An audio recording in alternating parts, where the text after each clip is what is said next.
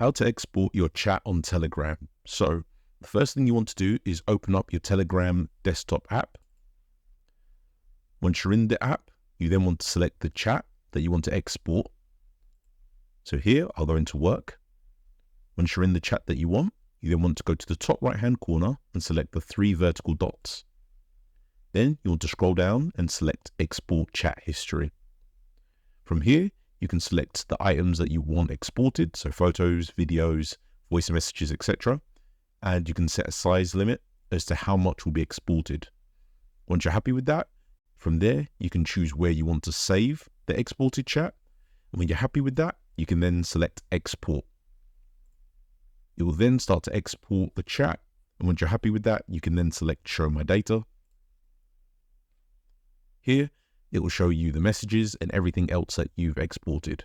So if you want to see the messages you've exported, just double click Messages and it will come up. And there you have it. That's how you export your chat from Telegram.